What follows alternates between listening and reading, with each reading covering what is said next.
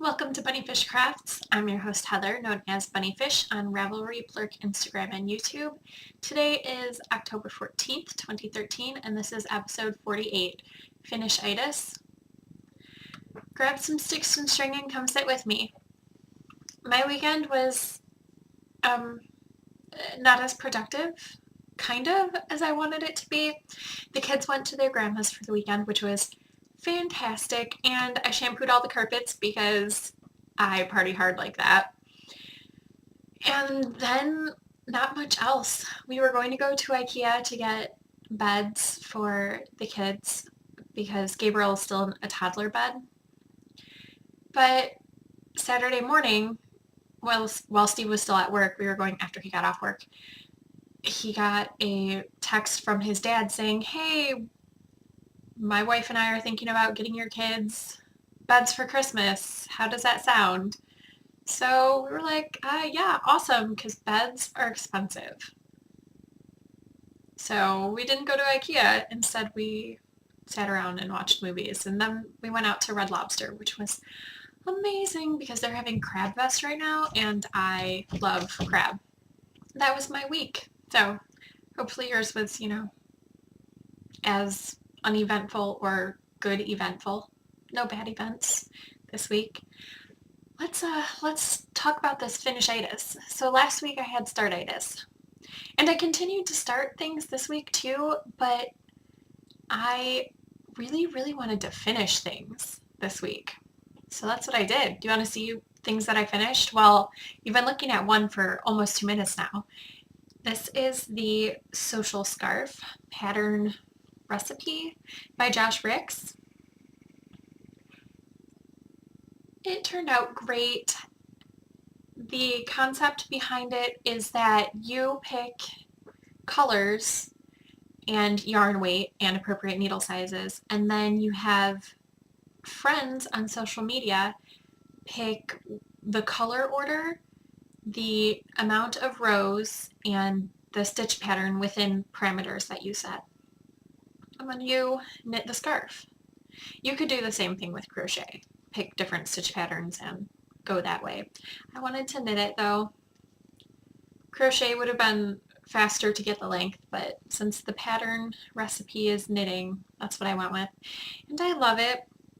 There are 2 panels on here that were not within the parameters of what was originally decided. Oh, that's why I can't find it, because it's up here. So there's a lace panel right here, which was the first lace panel. And Corey Iraq Knits suggested doing it on Instagram, and I almost didn't because it wasn't part of the pattern instruction. But then I was like, you know what? Why not? We'll just throw it in. So I did the lace panel, and then my friend Briar, who is Rose Prickles, in VKN, she was like, you should do another lace panel in your scarf. I'm like, there should be more than one. So I did. That was really fun. The best part is that I put this on Facebook so my non-knitting friends could see it and give suggestions, or crochet, whatever. My non-crafty friends could give suggestions, and my dad suggested black something. I don't remember what he suggested, but it's my favorite part because my dad got involved. I don't know. That's fun for me. I love it. It goes down to my knees. I'm not going to get up because I'm not feeling graceful today. I feel like I would fall over. I'm just tired. Having the kids back last night, even though we got them back, we got home at about 7:30 and we had a bonfire, so then it was bedtime. Well, Mara refused because I had abandoned her. So she stayed up until, I don't know, 10 or something. So I'm just feeling a little bit, my schedule's all thrown off from having the kids gone for the weekend. Anyway, that is why I can't stand up, because I'll fall over. Don't ask, that's how I work. So here's the social scarf. I haven't washed it or anything, so it's just doing its thing. I haven't trimmed the fringe. I'll do that eventually when I feel the need to do it, but It is what it is. I like wearing it. It's good. It's chilly enough that I need either an accessory around my neck to keep me warm or to wear socks. So the scarf won today. Tomorrow, maybe socks. Another massive accomplishment. Cecilia's blanket is done. Also not standing up to show you. It's probably a ratio of like 3 to 5, like width to length. So it's a pretty good size. She should appreciate it. I'm sure she will. It's pink, so she's gonna love it. And I no longer have pink acrylic in my stash. It's all gone. I only have a little bit of purple acrylic in my stash, but it's purple that I like, so that's okay. And I don't have random whites and creams. I have one skein of Red Heart white and a half skein of white, but not a bajillion things of white and cream that I didn't know what I was going to use it for. So Cecilia's blanket, random acrylics, mostly worsted weight, held 6 strands at a time using a US Q. Is this a Q? No, I can't remember. Show notes. Tell me. Yes, 15 millimeter hook. Yay, another Christmas present done.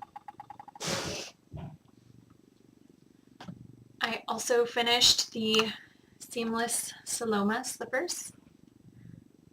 That's what they look like in normal form. And I will put them on my feet as I tell you that the pattern was written up by Megan Williams from Susan Westby. I don't remember. I didn't write it down. Rista 1313 and Just Run It. Collaborative effort based on Susan's grandma's pattern. Do you hear children? They want me right now. I used Cascade Yarns Pacific Color Wave in Sunrise and US size 6, which is 4.5 millimeter needles to make these awesome slippers. And they are beauteous and fit nicely. And I've decided that I can live with that yellow color. I'll be right back. Gabriel desperately needed to be the mailman and deliver the phone book to me from its normal resting spot downstairs. I don't ever use the phone book, so I don't know why that was important, but to him it was. So now I have the phone book in my craft room. Finished one other thing. It is the Drops 10243 by Drops Design. It's a dog sweater. And this is what it looks like. It has 3 different cable panels. Stretch it out. So this big part is one cable panel. And then there's the small cable panel. And here's the medium-sized cable panel. And they all change at different rates, so it was interesting the whole time. And down here, you're supposed to bind off on the bottom of the dog sweater, but then you're supposed to pick up stitches to do the ribbing. So instead of binding off, I just left them on a separate needle so that I wouldn't have to pick up stitches, because who wants to pick up stitches? Nobody. This is the dog sweater. This is number 2 of 5. If I have a mailman. If I can finish one sweater a week, I will be happy with the progress. That sweater is made out of Knit Picks Wool of the Andes Superwash in Fjord Heather. I really like this color. I think I would even wear this color. Let's see. And it doesn't make me too itchy. I'd have to wear a t-shirt under it. But yeah, it wouldn't be bad for a sweater. You know, I'm in the market for sweater yarn. Still looking around. But yeah, this is a fancy dancy dog sweater. I'm going to be making the same pattern but in a red color. That will probably be sweater 5, but it might be sweater 4. So what did I work on this week? Well, I'm going to admit that I only did 2 rows on the Nightingale socks, so I'm not going to show you because that's going to look pretty much the same. I know. I put aside the Nightingale socks so I could work on other things, such as doing this one square on my miter square lapgan, Lion Brand Homespun US 10, which is 6.0 millimeters in various colors of yarn. Highly exciting for you, I'm sure, to see 1 square a week, but you know, progress needs to be made on it, and I'm not going to sit down and knock out the whole afghan at once. That would be too boring. The next thing, I'm going to throw out a spoiler alert right now. It's the mystery socks by Meltran Designs, Sock to Me. So I'm going to show mine. Clue 2 came out last week, and it was the heels. I opted for the decorative heel.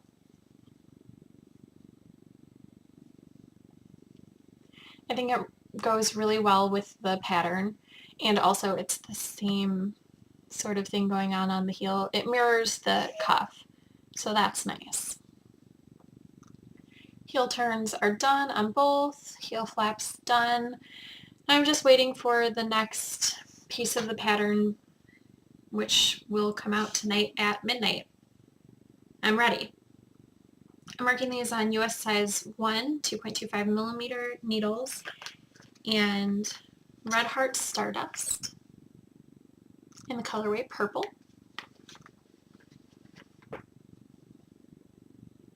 I'm enjoying the sock so far. Having just the heel to do this week kind of lost me my mojo on the socks. I did the first heel on Tuesday, and then I did the second heel this morning because I was like, well, I have all week to do it. So I waited until the last minute, and I did this while watching Rise of the Guardians with the kids this morning. It didn't take me the whole movie to do it. That was part of what I worked on during the movie. I continued on casting on this week. I cast on a pair of socks for Mara. They're going to be similar to Gabriel's, so kind of a vanilla-y sock thing with fun ribbing later on. Just going to be a tube sock, no heel going on, so that she can wear them for a while. I can't remember if these socks have 46 or 48 stitches around. It doesn't really matter. Probably 48. That would be my guess. The yarn is, well, the yarn has a story. My friend Natalie sent it, in the springtime sometime for my sock yarn blanket, and there were 2 balls of pink that were about this size, 26 and 27 grams, I think I weighed them out to be. And I was like, those could be used in an entire project. And Natalie was like, well, that's fine. So I put a square of this one in my blanket, and I didn't put a square of the sparkly pink in my blanket, but I'm going to do that before I finish the socks so that I can definitely have a square in my blanket and maximize this sparkly pink if I need to. Use it to the very last drop. Anyway, so these are friend yarn, which I like to use obviously for my sock yarn blanket, but for other things too, as long as my friends don't mind. So I'm making Mara some really pink socks because she likes pink. I don't know if it's her favorite color, but her favorite shirt is pink and purple stripes, and every time she sees it, she puts it on. Like, she strips out of whatever she's wearing, puts on that shirt.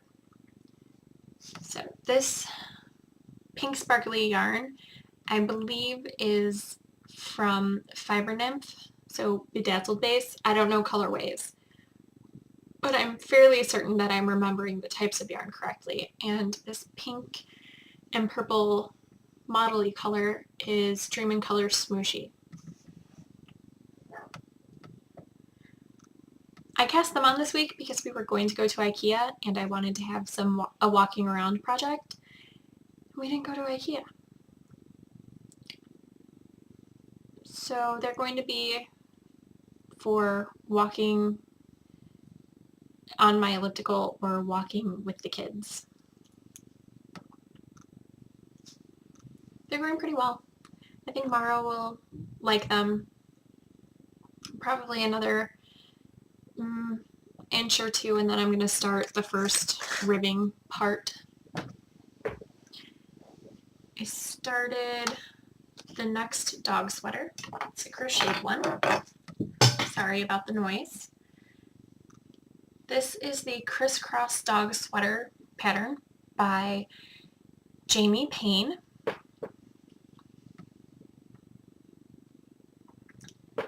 I'm using Knit Picks Bravo Worsted in the colorway Hunter.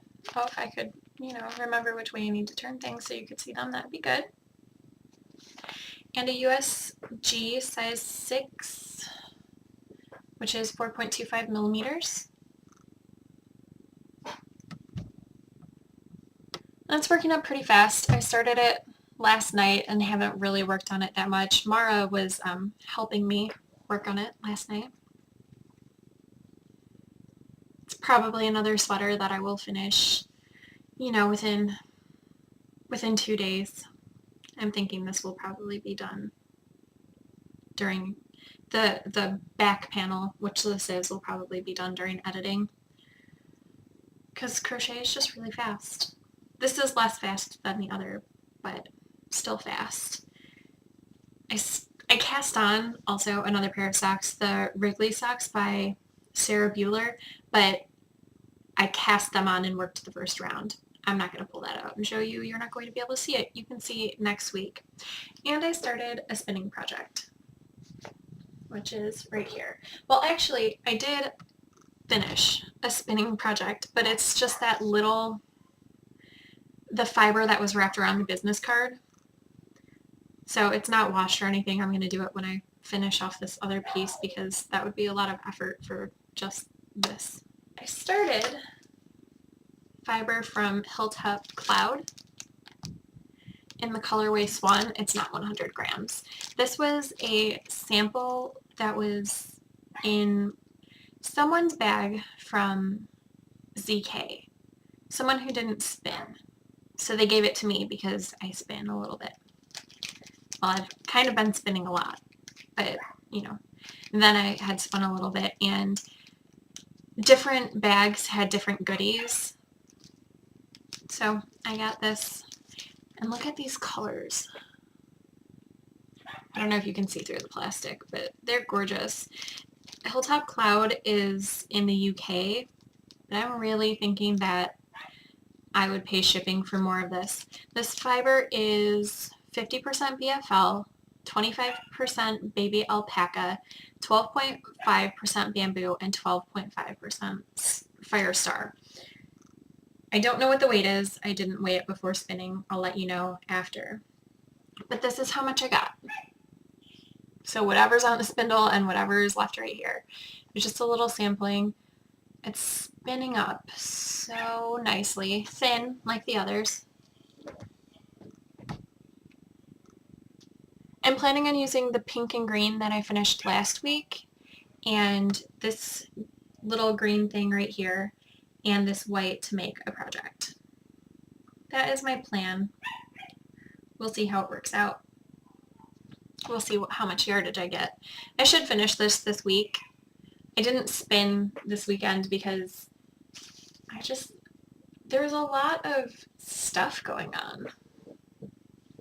Even though I don't feel like there was a lot of stuff going on. There wasn't a lot of spinning because there was a lot of finishing things.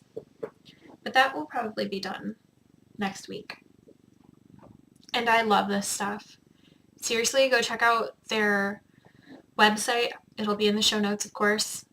And definitely consider, even with costs of postage, ordering, because this is so nice. It drafts so smoothly. It spins so nicely and finely. And I'm sure if you wanted to spin it thicker, it would work out fine for that too. It doesn't seem like it will only spin super fine. I tested it a little bit, but I wanted to go fine with it. The sock yarn blanket got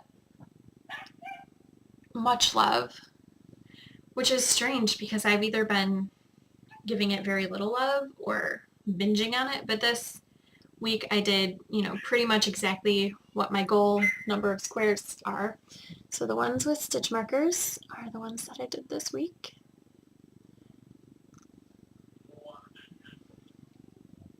And this is all Haley yarn that got added this week. I love my sock yarn blanket. I hope you guys are enjoying seeing the small bits of progress that I make on it every week. It would be kind of tragic if this part was boring for you because I love it so, so much. That's the Shelly Kang miter square blanket, which is on her blog, The Heathen Housewife. A really easy pattern, really great for using up scraps. Highly recommend it. And by scraps, I mean like 10 yards of sock yarn to make one of the smaller squares. 40 for a bigger square, approximately. I got a new thing and it's really cool.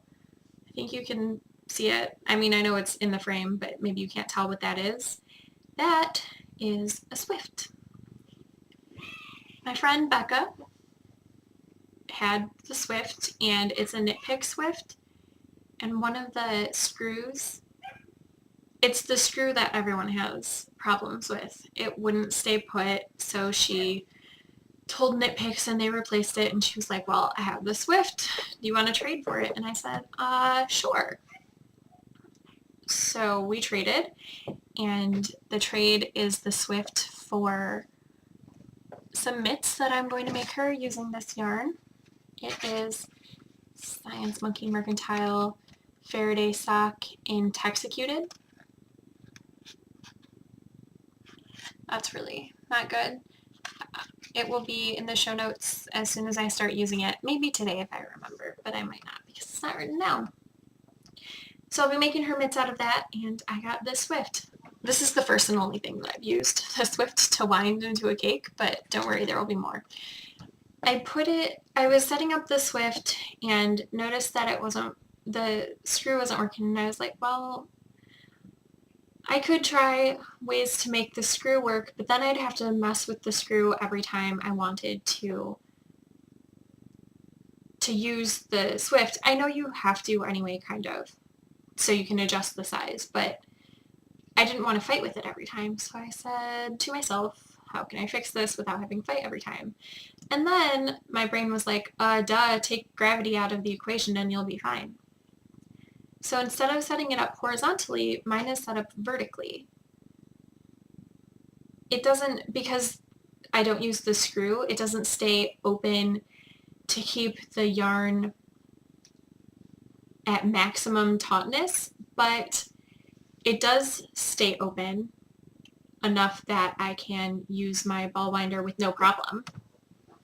So if you have a Knit Picks Swift and that's giving you a hard time and you want to get by with it for now, or, whatever, try using it vertically, because that way when it doesn't stay open completely, your yarn doesn't fall off. It still just sits there waiting for you to wind it. Because I hear that that's a big problem. People have the yarn fall off, and I didn't really think about setting it up horizontally anyway because I have only ever seen people set up their Swifts vertically, but I was looking at it horizontally when I got it. So vertically works for me for it. And also, it's so much faster to use that Swift than to use a chair to hold the yarn for winding into a ball. And Gabriel thinks it's awesome. He calls it his umbrella. Whenever I'm in a VKN and Gabriel comes in and sees it, he's like, you have to show your friends the umbrella. Silly. This week I finished reading Jacqueline Carey's Autumn Bones. It was pretty good. It felt like the middle book in a trilogy,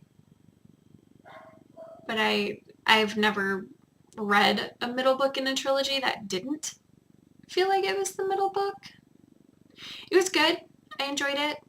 There was a lot of movement of the story and character development, and I enjoy Jacqueline Carey's writing.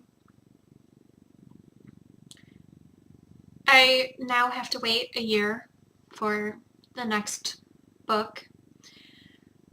I'm sad that I read it so quickly because now the story is over and I have to wait. Again, this is something that people who read will understand what I'm talking about, and people who don't read will be like, okay. My 3 things this week have to do with the fun thing that I did on Saturday. I had no kids, so I decided why not try dyeing yarn? Not for selling, because that would be crazy. How would I even dye that much yarn with 2 small children to wash all the time? If there are dyers out there who do that, you're crazy and awesome. But I wanted to dye yarn for me. It's actually inspired by slippers. Loosely inspired. I got to this part right here, and there's green and purple and orange. And I was like, oh, that would be a really cool colorway. I wonder if I could talk to one of my indie dyer friends about making it. And I'm sure I could. But then I was like, I could dye yarn kind of inspired by that. I've wanted to dye yarn for a while anyway, just to try it out. I like to try out all the things. And it was kind of cool. You know, you put the yarn in the water and the water's all colored, and then magically the yarn takes in all the dye and the water is clear. It was kind of magical and awesome. Let me show you what I dyed, and then I will show you, or I will tell you what I learned. I dyed 2 50-gram balls, and they should relatively match up when I knit them into socks.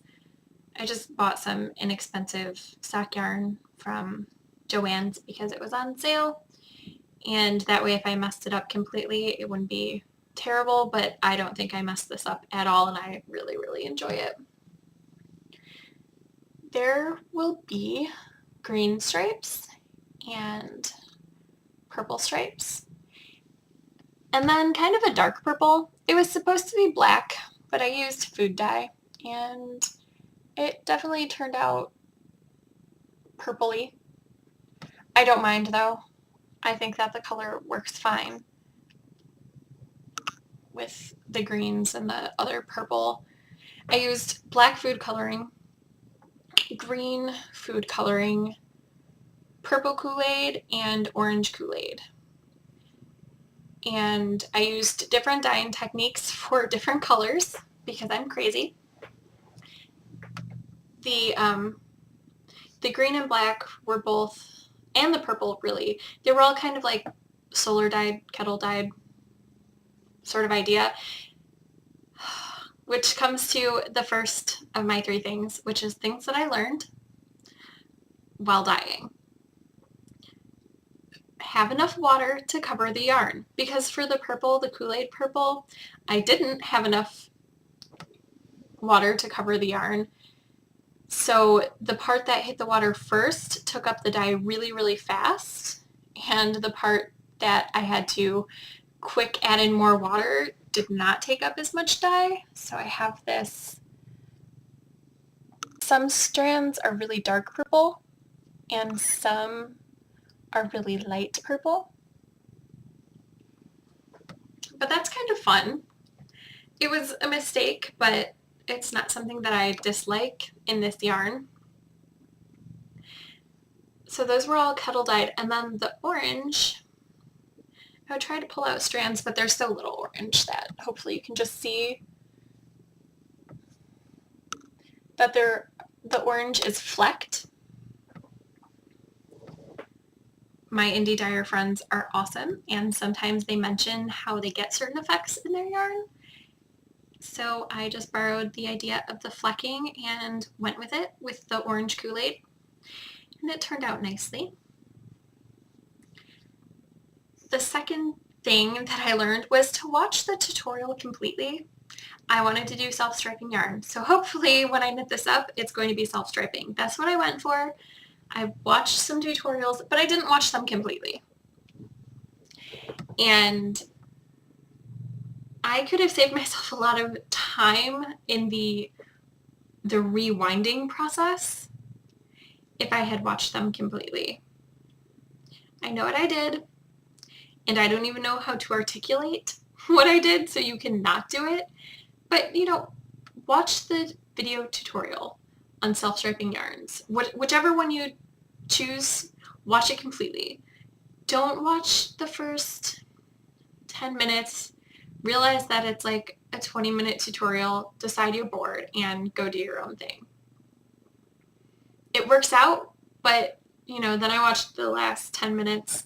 I can't even remember which tutorial I used. And then I was like, oh yeah, that would have been really, really smart. Oh yeah, there's one other thing. When I was doing the black, which is not really black, it's dark purpley, it broke on the edges to this teal color. And when I first saw it, I was like, no, what are you doing? But then as the yarn was taking up dye, all of the dyes were being taken up, I was like, you know what? Teal might be kind of cool in that colorway. I think the teal looks great with the other colors. And the third thing that I learned was not to judge the colors until they are dry, because when the yarn was wet, I was like, I don't know about these colors together. I was nervous, even as I was rinsing to make sure that all the dye residue was out, you know, anything that hadn't set came out. It's like, I don't know about this, but now looking at it, it's perfect. It may not be exactly what I was going for, but it's exactly what I want now. I don't think that I will be dyeing striping yarn again soon, but I am thinking about dyeing yarn again in the near future. This time with the kids involved, it was nice to have a run without them so I could figure things out, and we won't be doing striping yarn together probably. Maybe not. I don't know. I'll have to think about that. But I think it would be really fun to do solar dyeing with my kids because it's like magic. So that might be coming up in the near future, especially since Joann's has yarn really cheap right now. Anyway, that's all I've got for you this week. I hope you made something fantastic with your sticks and string. I will be hopefully finishing up the back portion of this as I edit, and I will see you next week. Bye!